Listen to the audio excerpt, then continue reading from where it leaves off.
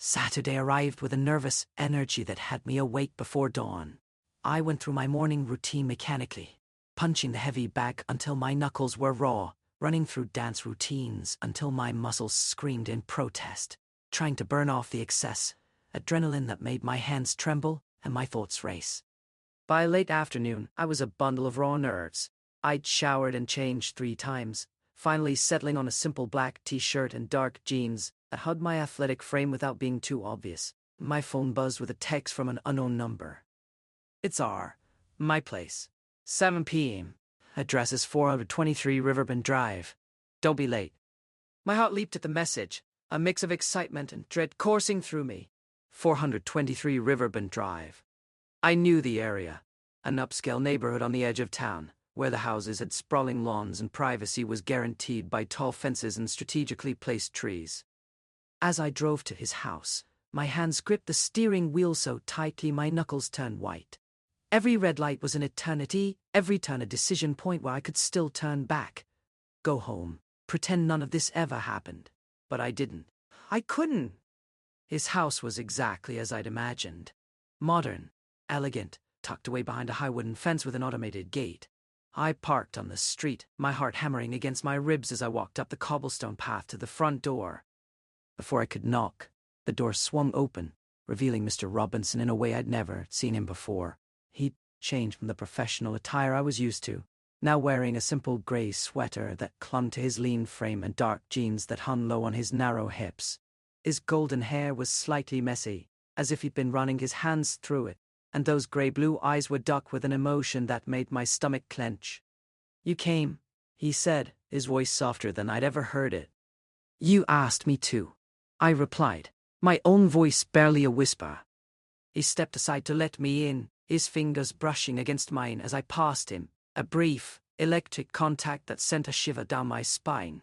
The house was immaculate, minimalist and masculine, with polished concrete floors and floor-to-ceiling windows that offered a stunning view of the backyard. "My wife took the kids to her mother's," he said, closing the door behind us, the click of the lock echoing in the sudden silence. "We have the place to ourselves until Sunday night." The implication hung in the air between us, heavy with possibility. He led me through the spacious living room, our footsteps the only sound in the quiet house. "Can I get you something to drink?" he asked, turning to face me in the kitchen. "Water? Soda? Something stronger?" "Just water." I managed, my throat tight with anticipation. He filled 2 glasses from a pitcher in the refrigerator, handing one to me. His fingers lingered against mine as I took the glass, those gray-blue eyes never leaving mine. "Nervous?" he asked, a half-smile playing on his lips. "A little," I admitted, taking a sip to cool my suddenly dry throat. "Don't be," he said, setting down his glass and stepping closer. "I've been wanting this for a long time, Jake." "How long?" I asked, setting my own glass on the counter. "Since the first day of class," he confessed, his fingers coming up to trace the line of my jaw. "When you walked in with that impossible combination of innocence and defiance in your eyes, I knew I was in trouble." His admission sent a thrill through me, a validation of all the secret glances and stolen moments we'd shared. I leaned into his touch, my eyes fluttering closed as his fingers slid into my hair, cupping the back of my head. "You're so beautiful," he murmured, leaning in to press a soft kiss against my temple. "So alive." I turned my head, capturing his lips with mine. The kiss started gentle, exploratory, but quickly deepened as weeks of pent-up desire surged to the surface. His other hand came to rest on my hip, pulling me flush against him as our tongues met, sliding against each other in an intimate dance that made my knees weak. I could feel the rapid beating of his heart against my chest, matching the frantic rhythm of my own. His hands roamed my back, mapping my body through my clothes as if committing every curve to memory. I responded in kind, my fingers tangling in the golden strands of his hair, pulling him closer as I deepened the kiss. When we finally broke apart, we were both breathless, our foreheads resting against each other. "Jake," he whispered, my name a prayer on his lips. This is crazy." "I know," I managed, my chest heaving. "But I don't care." A soft laugh escaped him, humorless and strained. "We should probably slow down. Talk." "There's been enough talking." I replied, leaning into trail kisses along his jawline. I want to feel. His response was a guttural groan, his head tilting to give me better access as I nipped and sucked at the sensitive skin of his neck. His hands slid down to my rear, squeezing possessively as he ground against me, the evidence of his own desire pressing against my hip. God, Jake, he gasped, his fingers tightening on my hips. You have no idea what you do to me. Show me. I breathed against his skin, my hands sliding beneath the hem of his sweater, my fingers tracing the warm, firm skin of his back. He shuddered at my touch, a full-body tremor that I felt as much as heard. Bedroom, he managed, taking my hand and leading me down a short hallway to a room at the back of the house. The bedroom was as minimalist as the rest of the house. A large platform bed with dark grey bedding, a single nightstand with a sleek lamp and a window overlooking the manicured backyard. It was masculine and intimate, a private space I never imagined I'd see.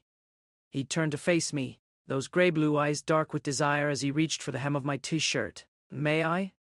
I nodded, the room suddenly spinning as the world narrowed down to just the two of us. After that, everything became a blur. Time lost all meaning, dissolving into a haze of whispered words, overwhelming emotions, and a rush of adrenaline that completely took over my senses. It felt like a dream, intense and surreal, where nothing else existed outside the walls of that room. But when the storm finally cleared, reality hit me like a wave of ice-cold water. In the dead of night, while he was fast asleep, his breathing deep and steady beside me, panic slipped back in. The gravity of what we had done crashed down on me, moving as silently as a ghost. I slipped out of bed, gathered my clothes, and dressed in a frantic rush. My heart was pounding in my throat as I crept down the hallway and slipped out into the cold night air. As I drove home, the empty streets stretched out before me under the dim glow of the streetlights. The adrenaline was still pumping through my veins, but now it was fueled by pure dread. My hands shook on the steering wheel, and the silence in the car was deafening. I kept looking in the rearview mirror, half expecting to see his headlights behind me, my mind racing with a single, terrifying question. What have I done? The familiar chime of the boxing gym's doorbell greeted me as I stepped inside, the rhythmic thud of gloves against bags serving as a kind of heartbeat to the space. I needed this. The mind-numbing exhaustion, the simplicity of muscle and movement, the sweat that might wash away the lingering scent of him and the weight of my guilt. I had barely wrapped my hands when I felt him. A presence shifted the air behind me. I didn't need to turn. I knew that cool, authoritative energy, the faint trace of expensive cologne cutting through the scented chalk and sweat. Running late, Jake. Mr. Harrison's deep voice cut through the gym's ambient noise, smooth as velvet but with an edge of steel. Or are you just avoiding me? I straightened up slowly, turning to face him. He leaned against the heavy bag I'd been planning to use, aviators uneven in the dim, cavernous space of the gym. He wasn't wearing his typical principal's attire, just a simple, fitted black t-shirt that did nothing to hide the lean, powerful muscles of his arms and torso. My eyes darted to the door, then back to him. Just needed to clear my head. I mumbled, turning away to fiddle with the Velcro on my gloves. A low chuckle rumbled in his chest. Is that what they're calling it these days? He pushed off the bag and closed the distance between us in 3 long strides, stopping just a breath behind me. I could feel the warmth radiating from his body, a stark contrast to the cool dread pooling in my stomach. His hand came to rest on my shoulder, a heavy, proprietary weight that sent an involuntary shiver down my spine. I know where you were last night, Jake. My blood ran cold. I froze, my hands stilling on the wrappings. I don't know what you're talking about. Don't you? His fingers tightened on my shoulder, a subtle warning. His other hand came up, tracing the line of my jaw with a thumb that was surprisingly gentle. Did he show you everything you wanted to see? Or just the parts he thinks you're ready for? My breath hitched. My mind was a frantic scramble, searching for a denial that wouldn't sound like a lie. Sir, this isn't. He's just a boy playing a man's game, Jake, Harrison murmured, cutting me off, his voice dropping to a low, intimate register that vibrated through my entire body. He leaned closer, the faint scent of his cologne, something rich and woody, filling my senses. He doesn't understand what it means to truly possess someone, to have them needing you, aching for you, long after you've walked away. His thumb brushed against my lower lip, a soft, deliberate caress that made my knees weak. He doesn't have the patience to teach you the things I could. The restraint to make you beg for it. My heart was hammering against my ribs, a frantic rhythm of fear and something else, something dark and thrilling that I refused to name.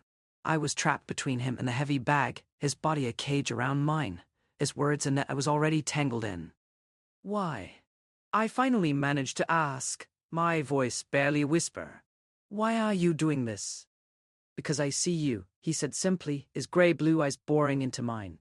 I see the fire in you, the desperate need to be wanted, to be claimed, and I'm tired of watching him fumble with something so precious. His lips were close to my ear now, his breath warm against my skin. I could make you forget you ever knew his name. I could make you forget your own. Before I could respond, he closed the distance between us. And right then, the world completely dissolved. Everything that followed happened in a blur inside the dim, quiet locker room.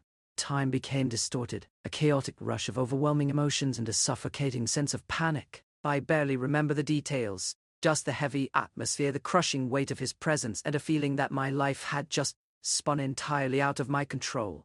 It was as if I was watching myself from the outside, trapped in a surreal dream. The next thing I clearly remember was sitting at my desk in the classroom on Monday morning.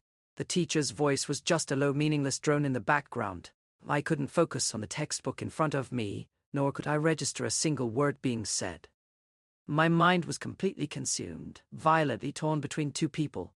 Every time I closed my eyes, I saw them. Mr. Robinson with his gentle, quiet warmth, and Mr. Harrison with his cold, dominant power. I was caught in the middle of a dangerous game, and the terrifying realization of what I had gotten myself into made my chest tighten with every breath. The bell screeched, signaling the end of lunch. The classroom flooded with students, their chatter a meaningless buzz as I walked toward my desk in the third row. I kept my head down, my shoulders tight, a knot of anxiety tightening in my stomach with every step. I had avoided Mr. Robinson's eyes in the hallway, dodged the faculty lounge, and eaten lunch in a forgotten corner of the library. But I couldn't avoid math class. I settled into my seat, my gaze fixed on the pristine surface of my desk. I could feel him, though, a warmth that preceded him, the faint, clean scent of mountain air that clung to him even in the stuffy classroom. He moved past my brow, and the sleeve of his shirt brushed against my shoulder, a contact so fleeting, so innocent, yet it sent a jolt through me that made my hands clench under the desk. He began the lesson, his melodious voice filling the room as he explained the intricacies of logarithms. I forced myself to take notes, to focus on the equations he scrawled across the whiteboard, but my mind kept betraying me. Saturday night kept replaying in fragments. The dim light of his bedroom, the feeling of his fingers tangled in my hair, the desperate, whispered words that had hung between us in the darkness. Then, as if summoned by my traitorous thoughts, another image forced its way in. Mr. Harrison. The cold, hard tile of the locker room against my back. The overwhelming, suffocating weight of his presence, the scent of rich, woody cologne, the deep, commanding murmur of his voice that had felt less like a conversation and more like a verdict. Jake. Mr. Robinson's voice cut through the haze. I jerked my head up to find him standing beside my desk, one hip cocked, that lopsided, confident smile on his lips. But it didn't quite reach his grey-blue eyes. They were shadowed, concerned. "Everything all right?" he asked softly, just loud enough for me to hear over the scratch of pencils on paper. "You seem a million miles away." "I'm fine. I lie, my throat tight, just tired." His gaze flickered down to the clenched fists in my lap, then back to my face. He knew. I could see it in the slight tightening of his jaw, in the way his fingers twitched at his side. Without thinking, he reached out, his fingers brushing a stray strand of hair from my forehead. The touch was fleeting, barely there, but it was laden with everything we couldn't say. "You've got a smudge," he murmured, his thumb hovering near my temple. "Right here." Before I could react, he'd leaned closer, ostensibly to wipe at the non-existent mark. The familiar scent of him filled my senses. Clean, crisp, like mountain air after a storm. I could feel the warmth radiating from him, the subtle tension in the muscles of his arm. And for a moment, it was just us again, in the bubble of our shared secret. "There," he said, his voice lower than usual, the words vibrating against my ear. "All clean." I swallowed hard, my pulse racing, acutely aware of every student who might be watching us. When he straightened up, the moment was broken. and I was left reeling, the ghost of his touch still tingling on my skin. The rest of the class passed in a blur of stolen glances and racing thoughts. Every time Mr. Robinson looked my way, my stomach clenched with a mixture of guilt and longing. I was drowning in confusion, torn between the memory of Mr. Robinson's gentle kisses and the chilling dominance of Mr. Harrison's presence. When the bell finally rang, signaling the end of class, I packed up with trembling hands, desperate to escape. "Jake," Mr. Robinson called out, his soft, melodic voice stopping me in my tracks. "Stay behind for a moment." My heart leaped into my throat. "Yes, Mr. Robinson?" The classroom door clicked shut behind the last student, leaving us in the silence punctuated only by the hum of the fluorescent lights. He circled around to my desk, perching on the edge of the one beside mine, bringing him close, too close. "You're not fine," he observed, those gray-blue eyes piercing through me. "What happened, Jake? Was it Saturday? Did I push too far?" My breath hitched at the concern in his voice, at the vulnerability in those beautiful eyes. "No," I managed, shaking my head. "Saturday was perfect." "Then what is it?" he asked, reaching out to trace the line of my jaw. "You're pulling away from me." I couldn't bring myself to tell him. Couldn't bear to see the hurt in his eyes when he learned what had happened with Mr. Harrison, how I'd let another man's touch override everything we'd shared. "It's nothing," I lied, my gaze fixed on a smudge on my desk. "Just family stuff." He didn't believe me. I could see it in the way his brow furrowed, in a slight tightening of his jaw. But he didn't press further. Instead, he leaned closer, lowering his voice to a near whisper. "Meet me after school, in the teacher's lounge. Please, Jake. We need to talk." I wanted to say no. I wanted to run, to put as much distance between myself and this tangled mess of secrets and lies as possible. But I couldn't. Not when he looked at me like that, with those gray-blue eyes full of a desperation that mirrored my own. "Okay," I finally whispered, the word barely audible. A ghost of a smile played on his lips. "I'll see you then." The rest of the day passed in a blur of anxiety and anticipation. Every corner I turned, I expected to see Mr. Harrison, to feel that unnerving gaze that seemed to see right through me. But he was conspicuously absent, which only added to my growing dread. When the final bell rang, I made my way to the teacher's lounge with trembling steps. The room was empty as promised, bathed in the dim light of late afternoon filtering through partially closed blinds. Mr. Robinson was already there, leaning against the counter with a mug in his hands, looking more relaxed than I'd ever seen him outside the classroom. "You came," he said, setting down the mug and approaching me slowly. "You asked me to," I replied, my voice barely above a whisper. He stopped in front of me, so close I could feel the warmth radiating from his body, could count the individual gold flecks in his gray-blue eyes. "What's going on, Jake? Talk to me." I shook my head, my throat too tight for words. How could I tell him? How could I ruin this fragile thing between us with the ugly truth? He reached out, his fingers gently tilting my chin up, forcing me to meet his gaze. "Please, Jake. I can't help if I don't know what's wrong." Tears pricked at the corners of my eyes. "I can't," I whispered. "You'll hate me." "Never," he promised, his thumb stroking my skin. "Whatever it is, we'll figure it out together." Before I could respond, the door clicked open behind us. We both jumped apart, turning to find Mr. Harrison standing in the doorway, a grim expression on his face. He wasn't wearing his aviators, and his dark eyes seemed to suck all the light in the room. "Harrison," Mr. Robinson said, his voice strained. "What are you doing here?" "I could ask you the same thing, Robinson," Mr. Harrison replied, stepping into the room and closing the door behind him. His gaze flickered between me and Mr. Robinson, assessing, calculating. "Jake, shouldn't you be heading home?" "I was just leaving," I stammered, grabbing my bag and practically fleeing the classroom, my heart pounding so hard I could feel it in my throat. As I hurried down the hallway, I couldn't shake the feeling that I'd just left Mr. Robinson to face a wolf, and that the wolf was hunting me next.